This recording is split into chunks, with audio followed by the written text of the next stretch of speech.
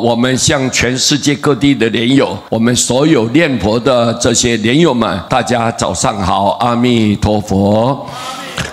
我来跟你们介绍一个非常重要的公案。大概10多年前，台湾台北淡水有一个小地方叫做三门呢，靠近海边，环境非常的优美。那里面有一户人家的女儿呢，是我们单位的莲友。他突然间打电话过来，诚挚的邀请说：“师父啊，我爸爸已经快要往生了，你能不能抽点时间来帮我爸爸助念？”我说：“今天刚好师父有空，好，我一定以最短的时间就到了。”结果呢，到了以后，按照这一户人家的长辈，他们有一个风俗习惯，就把前面的佛菩萨啊，都用那个红纸啊。红色的纸张遮盖起来，这样怕说冒堵啦，不尊敬啦。他那个快要往生的那个身体啊，那时候还没有断气哦，就把它移到这个客厅佛堂的前面。我们一看，哦，这户人家对佛还是很恭敬的，但是这个观念是错误的。我们是要求佛来接引，对不对？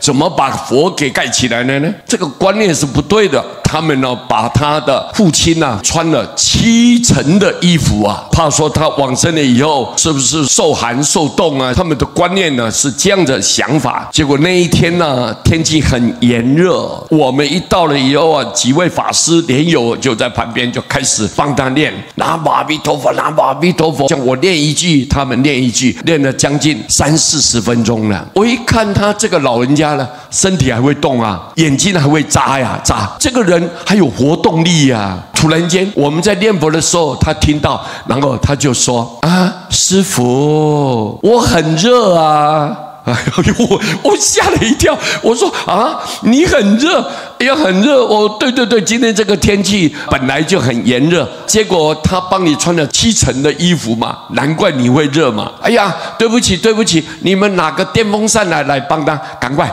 吹风。结果就吹。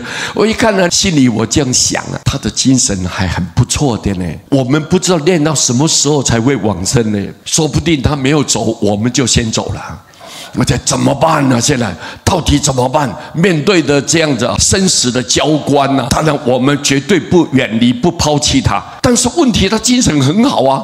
怎么办呢？我们又不敢说当下就离开了，不敢这样做，我们就拼命的练，看他还会说话，说我很热。哎呀，我这一下子糟糕了，我就跟他的女儿就商量，我说：“来，你去准备6碗菜、1碗饭、1双筷子，你用一个桌子摆在那上面。另外呢，用个米啊，用个小罐头装起来，那个米可以插香的地方。师父呢，我们练一个阶段呢，练一个段落以后。”我就到旁边跟佛禀告：“佛啊，我们众生不知道前世造什么业啊，得罪了什么对象，我们不知道啊。现在他都快要离开了，但是他现在目前呢进退两难，可能冤亲债主要报那个仇啊，还没有达成他的心愿，他心里面不甘愿了，他没办法跳脱，没办法放下，没办法跟他恩怨了断。佛啊，你慈悲，将他的冤亲债主，现在他身边的这些众生。”能够请到我这个桌前，我们诚心的跟他忏悔，而且这些家属呢也准备丰盛的贡品啊，给他供养。那么我呢会念佛回向给对方，而且我跟他讲解道理，因为冤宜结不宜结了，你不要说冤相报。这个时候，如果你为了要报仇，让他死也死不掉，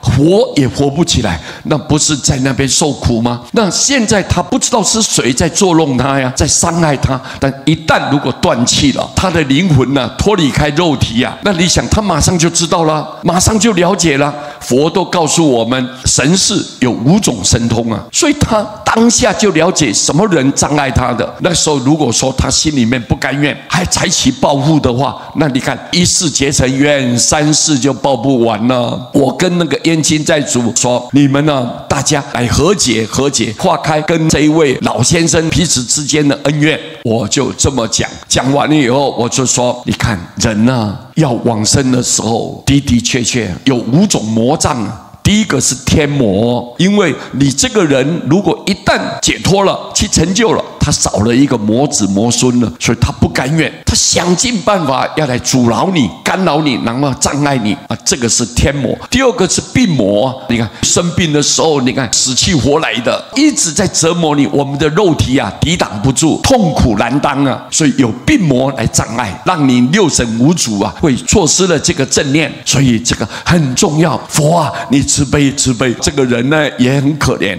希望佛来加持他，冤亲债主能够原谅他。第三种是什么呢？各位，无印炽盛魔。无印就是你对世间的贪求、怨恨、执着，你放不下，你的心就被这外在的东西绑住了、束缚住了，你的心不清净，没办法光明，所以有这个魔障。还有死魔呢，我们人要往生的时候，四大分离嘛，地水火风，要离开的时候，那种痛苦啊，不是用言语来形容的。所以这个时候他进退两难。更重要的是冤亲债主的魔障，他不能饶恕你啊！之前你得罪我，前世你伤害到我，我不能宽恕你，我不能让你这样轻易的离开，我绝对要折磨你到最后。结果你看他不愿意放手的时候，你就一直在那边折腾，各位。所以这个时候要怎么办？赶紧念佛啊，各位，对不对？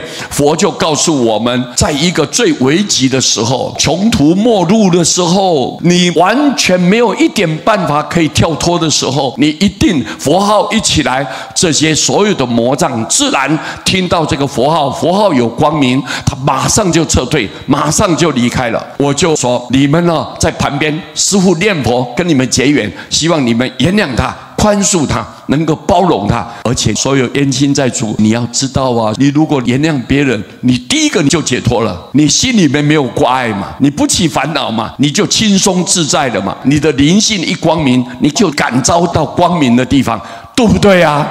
对啊，所以你们一定要跟师父配合，我把念佛的功德回向给你们。南无阿弥陀佛，我一直念，念完佛以后，我就愿以此功德平等施一切。我刚讲完哦，这个老先生呢，最后一口气讲，哈，吐出来。结果就往生了，很安详的往生。我们后来一直念到8个钟头之后，他身体啊非常的柔软，他那个皮肤的颜色也是非常粉润的。哎呀，我们一看这个人被佛来救度了，我们深深的高兴。所以各位，你看我们临终助念是多么的重要，而且是没有其他办法。你只有念佛回向，给他冤亲债主之后，还有其他的一切众生。如果我们万一有跟人家结了恩怨了，有对不起的，那么你就赶紧给他回向，他自然就撒手西归，安详往生，然后到极乐花开见佛。